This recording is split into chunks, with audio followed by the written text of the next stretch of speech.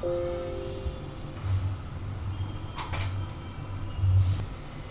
दोस्तों, V fixit mobile training institute में मैं आपका स्वागत करता हूं। बिलाल आकाश। आज मैं आप लोगों को एक नोट 5 प्रो में या फिर कोई भी नेटवर्क सेक्शन स्कीमेटिक से कैसे वर्क करता है, मतलब जो लोग स्कीमेटिक के अंदर सोचते हैं कि स्कीमेटिक ही सब कुछ, स्कीमेटिक के थ्रू ही हमको डायग्नोस करना है, तो उन सारे बंदों के लिए आज मैं ये फ्री में वीडियो अपलोड कर रहा हूँ कि नेटवर्क सेक्शन कैसे स्टेप बाय स्टेप वर्क करता है।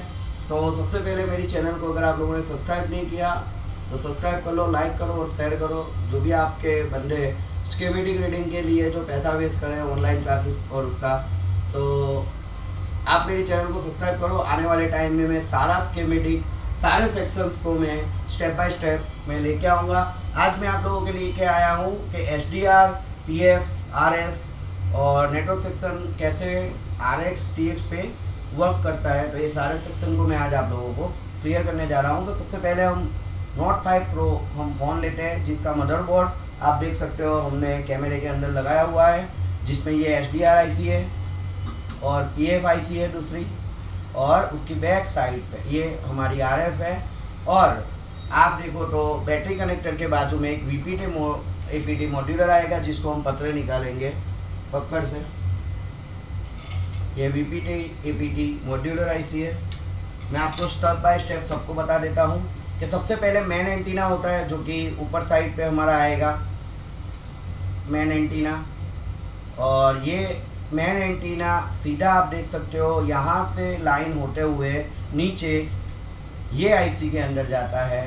और ये सारे जो है हमारे ब्लैक कलर और सिल्वर कलर के, ये हमारे स्विचर है, बैंड स्विचर है, जो RX ले जाते हैं, TRX ले जाते हैं। और तो सबसे पहले हम स्कीमेटिक ओपन करेंगे और नोट 5 प्रो जो हमारा फ़ोन है, Xiaomi के फ़ोन में हम जाएंगे,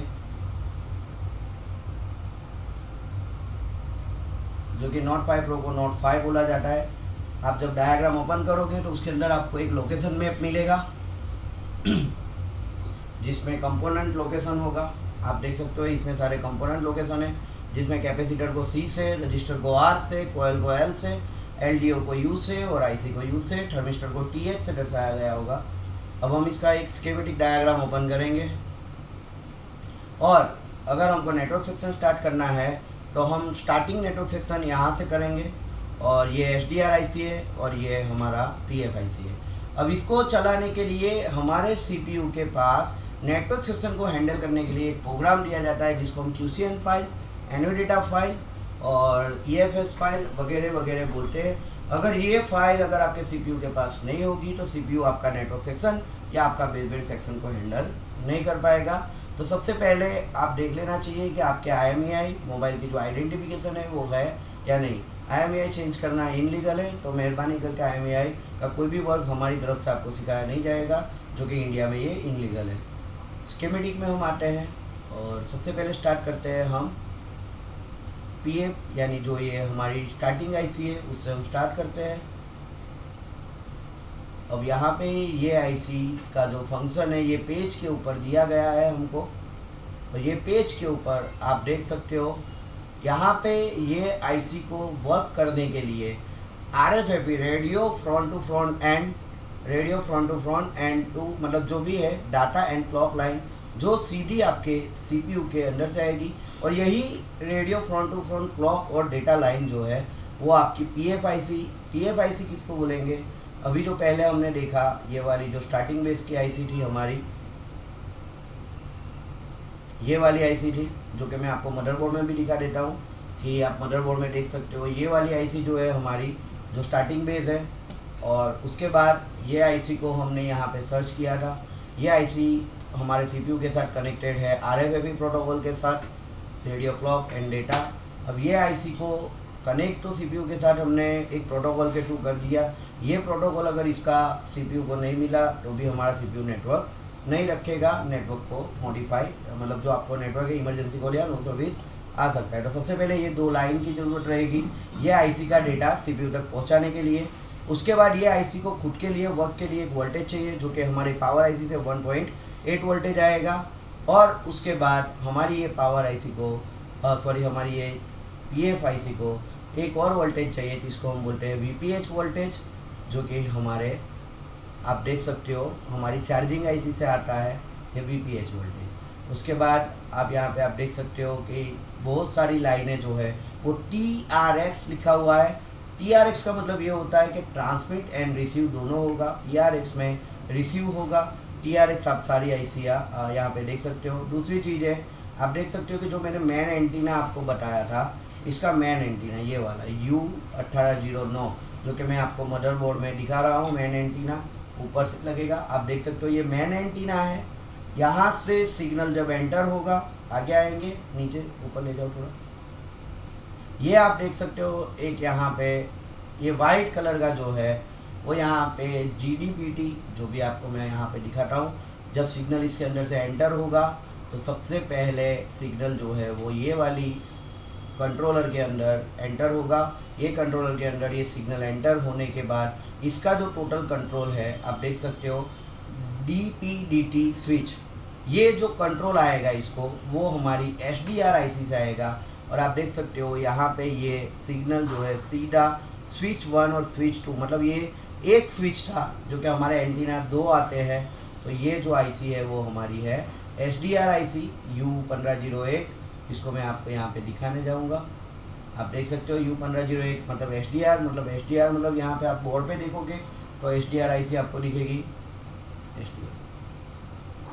ये हमारी SDR आईसी है जो यहाँ से इसको कंट्रोल करेगी। वाइट कलर के जो हमारा इनेबल जो ये है इसको स्विचिंग करने के लिए, यानी ये अगर हमने निकाल दिया तो भी हमारा नेटवर्क वीक हो सकता है।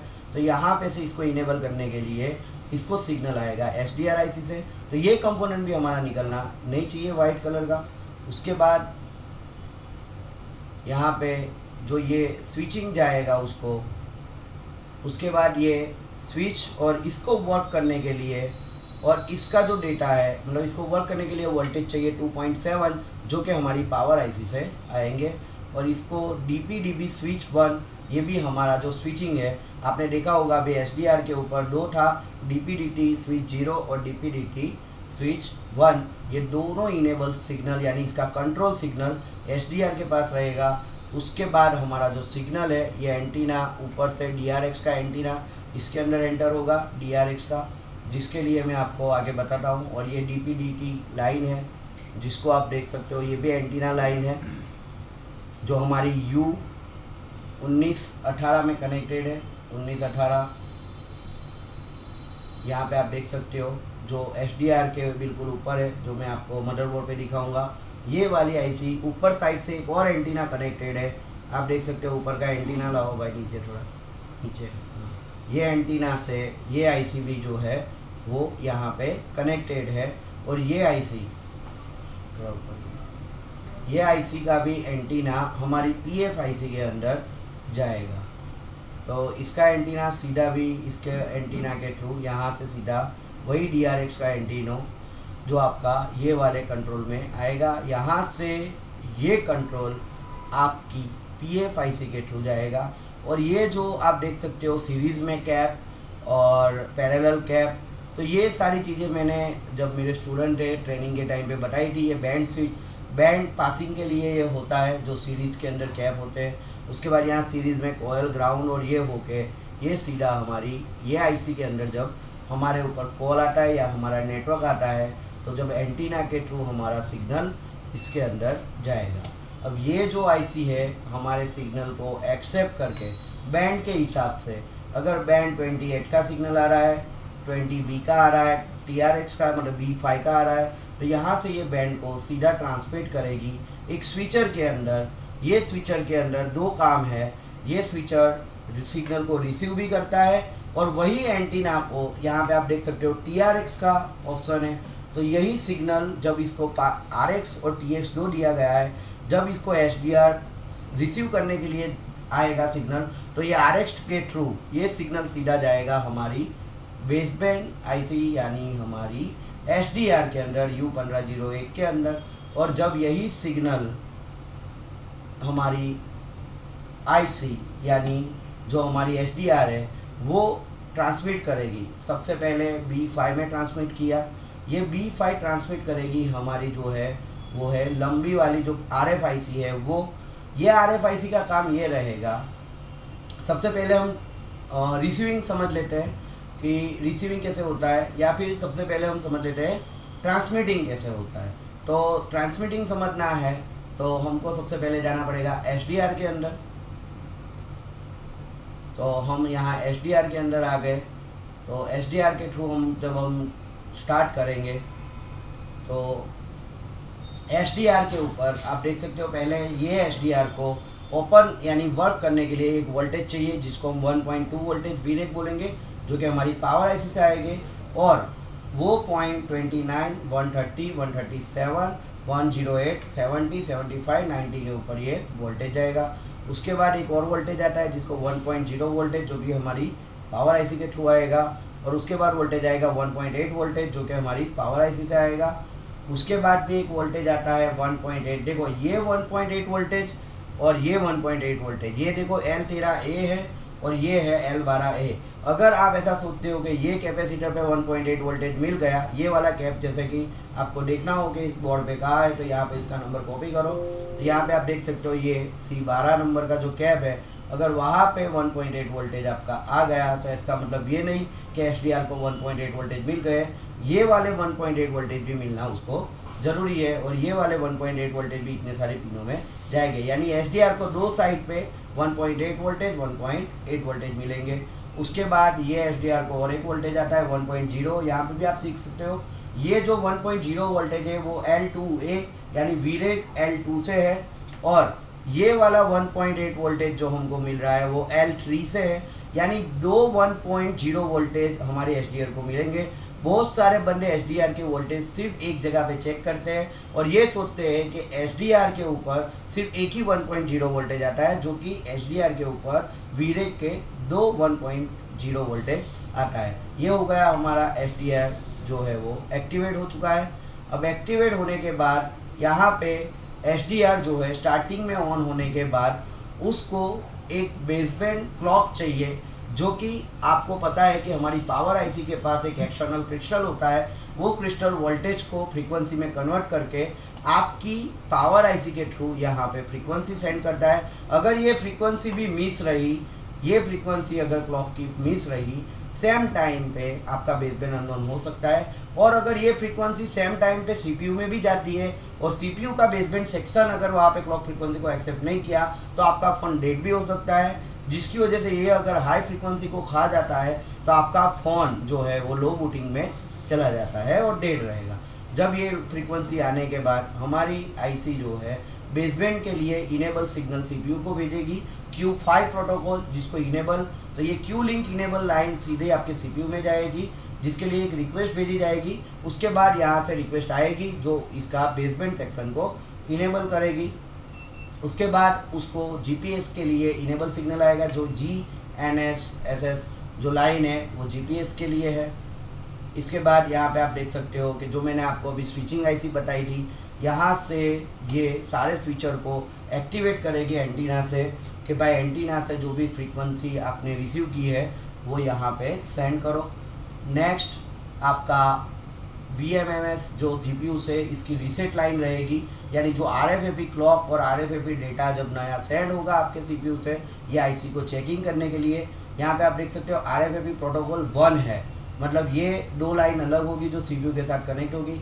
अगर सीपीयू को ये दो लाइन भी नहीं मिली तो सीपीयू ये बेसबैंड सेक्शन को इनेबल नहीं करता है और आपका नेटवर्क सेक्शन या आपका IMEI वहाँ पे नहीं आ सकता। उसके बाद उसकी ये रीसेट लाइन है। नेक्स्ट अगर हम देखने जाएँ तो जो भी डेटा हमारा सेंड होगा सीपीयू के साथ, तो यहाँ पे ये एसडीआर एक मीपी लाइन के थ्रू कनेक्टेड है। जो एलसीडी सेक्शन में आपने देखा होगा दो दो के पैर में मीपी होती है, जिसमें दो क्लॉक लाइन है, बाकी जो है TX है, दो RX है, दो RX है और RX है। जो भी है, जो ट्रांसमिटिंग डेटा जो हमारे एसडीआर के पास, यानी यही आईसी टोटल डेटा को सीपीयू का ट्रांसमीटर आईसी का काम करती है और रिसीविंग का आईसी का भी काम यही आईसी जो है हमारे सीपीयू के साथ कनेक्टेड रहेगी। टोटल नेटवर्क डेटा के लिए टोटल रिस्पॉन्सिबल ये हमारी एसडीआर आईसी रहेगी।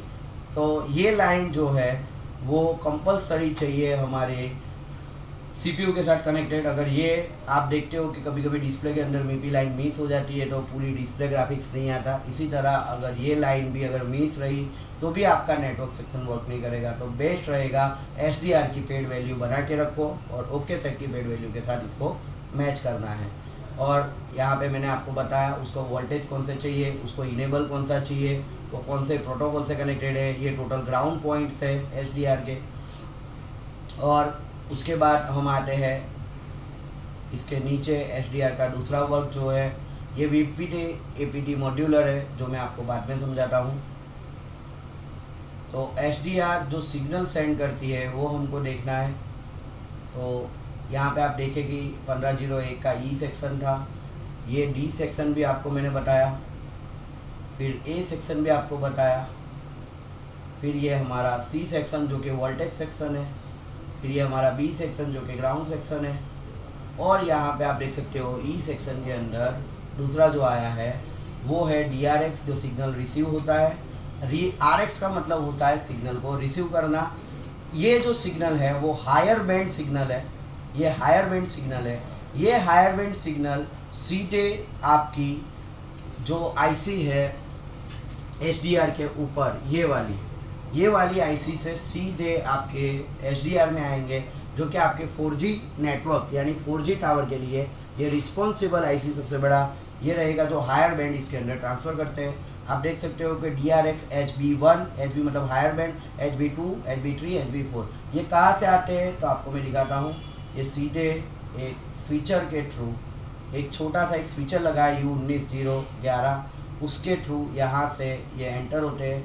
और ये देख सकते हो U1918 आईसी से ये जो है वो ट्रांसमिट यहाँ से रिसीव होता है। तो ये 1918 में आपको लोकेशन मैप में दिखाऊंगा, तो आप देख सकते हो 1918 ये वाली आईसी जो मैंने अभी आपको मदरबोर्ड में दिखाई।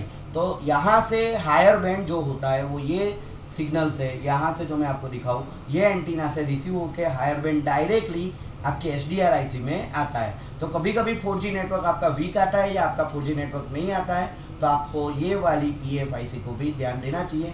अब ये वाली PFIC जो है वो वोल्टेज कितने वर्क करती है, ये आईसी को 2.7 वोल्टेज चाहिए, 1.8 वोल्टेज चाहिए। और ये आईसी भी RFFE4 क्लॉक और RFFE डेटा के थ्रू सीपीयू के साथ कनेक्टेड रहेगी।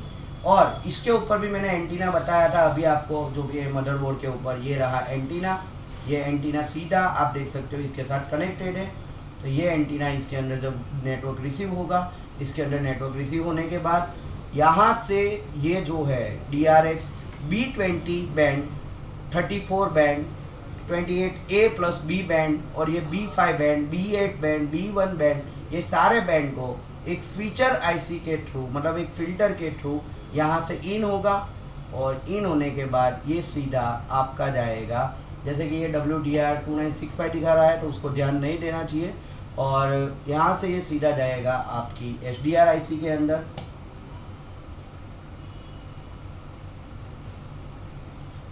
तो ये एसडीआर के अंदर ये डायरेक्टली रिसीव होगा, यानी जो 4G का नेटवर्क होगा वो डायरेक्टली यहाँ से रिसीव होगा। ये आप देख सकते हो टोटल RX लिखा हुआ है वो रिसीवर सिग्नल है और यहाँ से PRX भी आपका रिसीविंग सिग्नल है। लेकिन आप देख सकते हो यहाँ से TX जो हायर बैंड है, higher band 1 LT B7, B38, B40 और B41 जब हमारी एसडीआर इसको ट्रांसमिट करेगी यानी भेजेगी तो सबसे पहले ये बैंड जो B7, 38, 40 इसको अलग अलग डिवाइड करना पड़ेगा, क्योंकि एक साथ पे इतने सारे बैंड सेंड हो गए तो कोई भी एंटीना इसको एक्सेप्ट नहीं करेगा। तो इसको अलग करने के लिए जब ये एसडीआर आईसी इसको ट्रांसमिट करेगी, ये ट्रांसमिट करने के बाद सीधा आप देख सकते हो यहाँ से लेके यहाँ तक ये वाली आईसी के अंदर आ रहा है। और ये वाली आईसी सीधा ट्रांसमिट के लिए यहाँ से आप देख सकते हो एपीटी मॉड्यूलर आईसी लिखा हुआ है, मतलब ये आईसी का जो नंबर है और वो आईसी है आपकी RFIC यानी जिसको आप बोलते हो ये वाली आईसी। आप देख सकते हो SK वाइज लिखा हुआ ये जो आईसी है। तो जब एसडीआर क्या करेगी, यहाँ से जो भी सिग्नल सीपीयू इसको देगा तो ये सारे बैंड को सीधा सेंड करेगी ये आईसी को।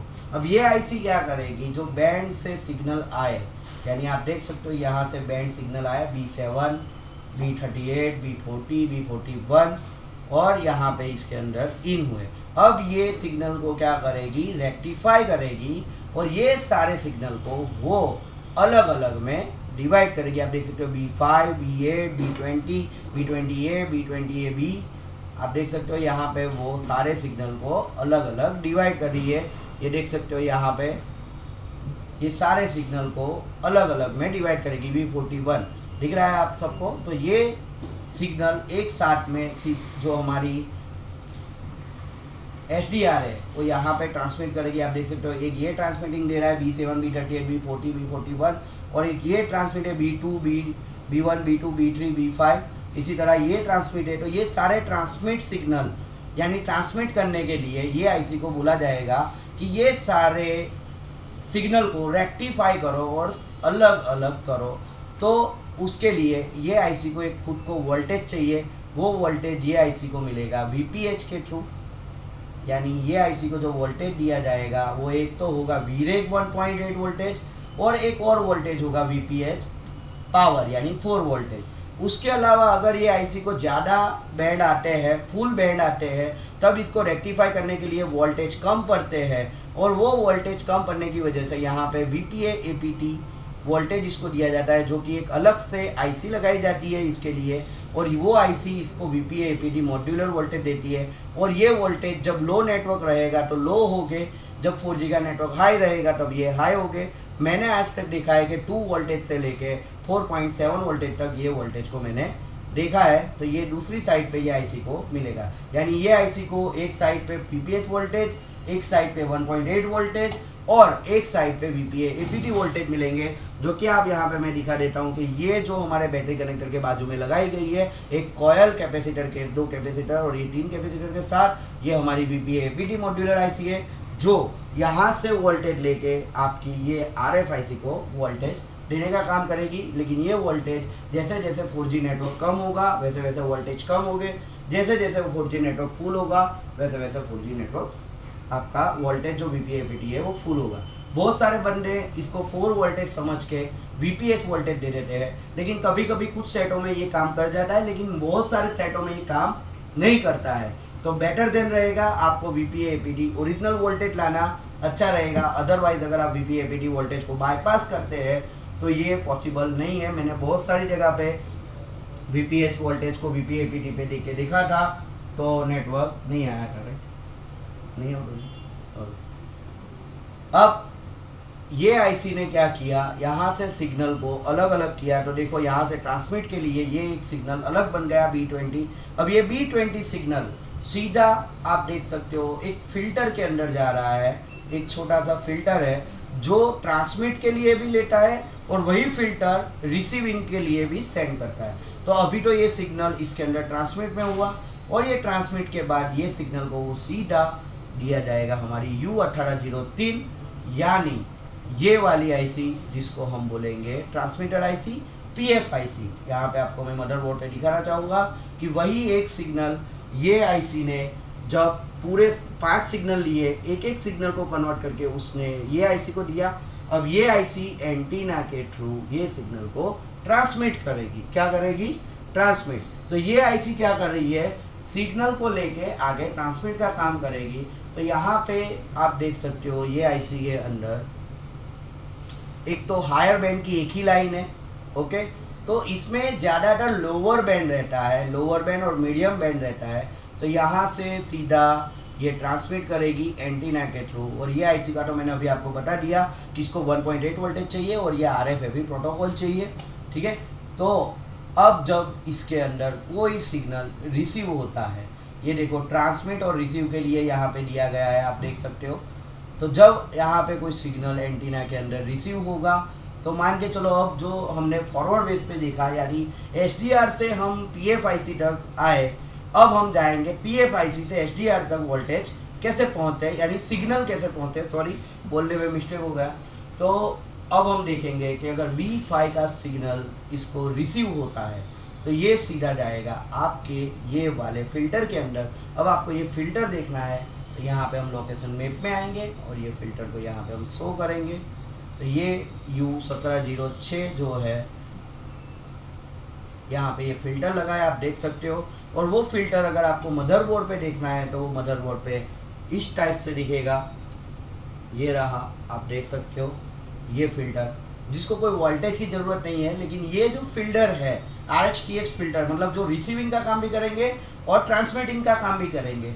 इसको यहाँ पे जब सिग्नल ये आईसी रिसीव करके सीधा इसके अंदर, ये आप लाइन देख सकते हो कि वो सिग्नल सीधा इसके अंदर जाएगा और यहाँ से वो सिग्नल अगेन ये रिसीविंग लाइन, पहले तो ट्रांसमिट हुआ था, यानी जब आया था तब इसके अंदर आया था और वो दिया था आपकी पीएफ को। अब ये पीएफ ने इसको वापस जब रिसीव सिग्नल हुआ तो इसको दिया, इसने सीधा आरएक्स के जरिए ये सीधा LB5 और को बैंड 5 सिग्नल को सेंड किया। अब ये बैंड 5 सिग्नल आप देख सकते हो सीधा रिसीव होके आपकी U1501 यानी SDR/IC के अंदर सेंड हुआ। यानी जब सिग्नल रिसीव होता है तो पीएफ से सीधा एसडीआर के अंदर जाता है, लेकिन जब सिग्नल को ट्रांसमिट करना रहता है तब आपका SDR/IC आपकी ये RF-IC को सारे सिग्नल सेंड करता है और वो सिग्नल एक एक करके यहाँ पे ट्रांसमिट होता है। तो जब रिसीव होता है, ट्रांसमिट तो हो गया, तो ये ट्रांसमिट एंटीना के थ्रू हो गया। अब जब नेटवर्क आता है तो नेटवर्क यहाँ पे सीधा रिसीव होता है और ये जो छोटे छोटे फिल्टर लगे हैं RX-TX के, वो फिल्टर के थ्रू सीधा ये SDR के अंदर होता है। और मैंने आपको बताया कि SDR/IC जो है वो Q5 प्रोटोकॉल के थ्रू हमारे CPU के साथ कनेक्टेड है।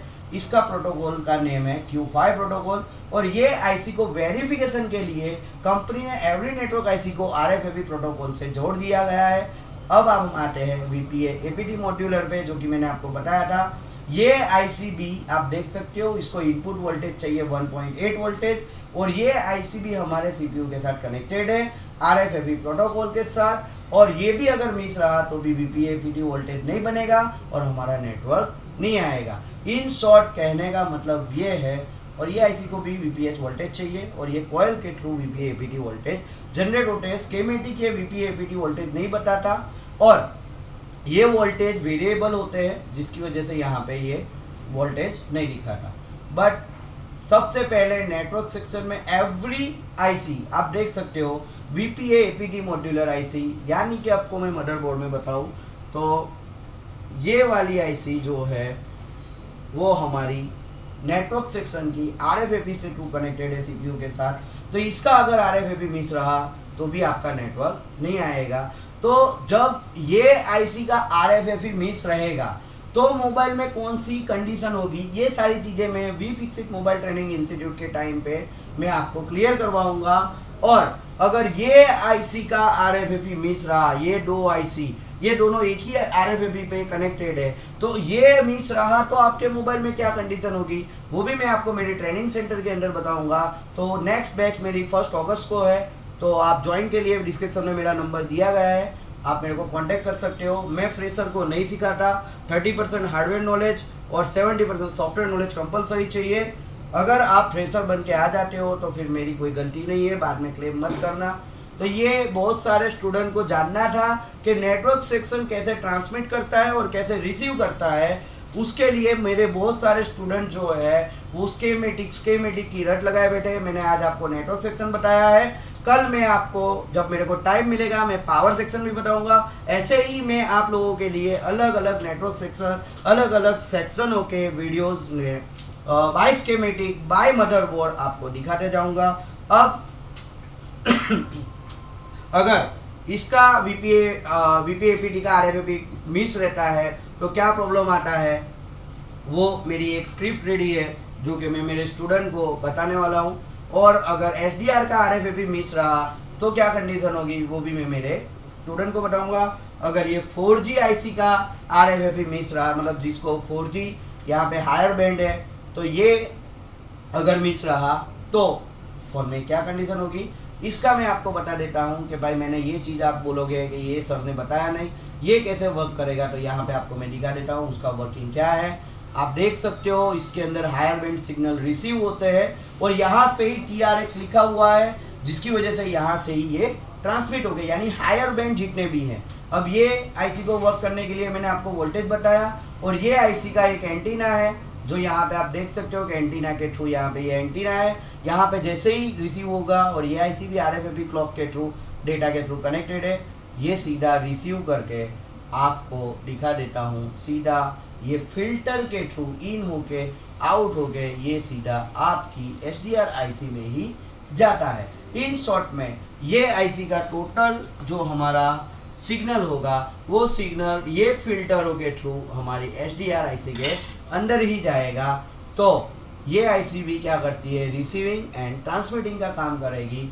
यानी आप लोगों ने कभी कभी ये चीज़ फेस की होगी कि आपका जो नेटवर्क सेक्शन का पत्ता इसके ऊपर लगता है, अगर वो नहीं लगता तो आपका 4G नेटवर्क जो है वो वीक आता है। तो ये 4G नेटवर्क के लिए रिस्पॉन्सिबल आईसी जो है वो ये है, क्योंकि हायर बैंड सारे यहाँ से ट्रांसमिट होते हैं, और जो भी हमारे बैंड एक साथ में आते हैं तो उसको रेक्टिफाई यानी एक एक करके अलग करने का काम ये हमारी RFIC करती है, जिसको बहुत सारे बंदे 4G RF बोलते हैं।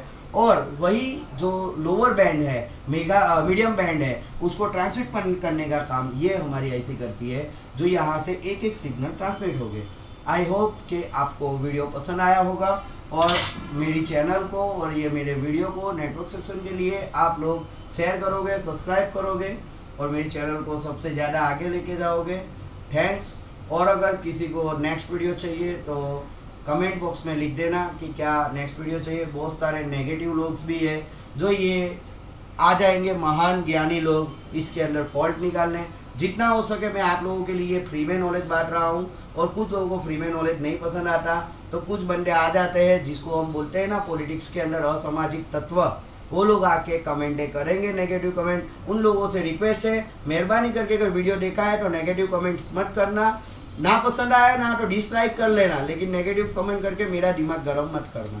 ओके, तो मिलते हैं नेक्स्ट वीडियो में। ये आपको समझ में आया होगा नेटवर्क सेक्शन। तो इसका एक स्क्रिप्ट रेडी है मेरे पास जो जल्दी फाइंड होता है। जो हमारे कुछ स्टूडेंट जो विकसित के उनको ये पसंद नहीं आता, और उन लोगों को स्कीमेटिक्स से नेटवर्क सेक्शन सीखना था, तो मैं आज उन लोगों के लिए वीडियो बना चुका हूँ। Thanks for visiting view my video. Bye, love you all.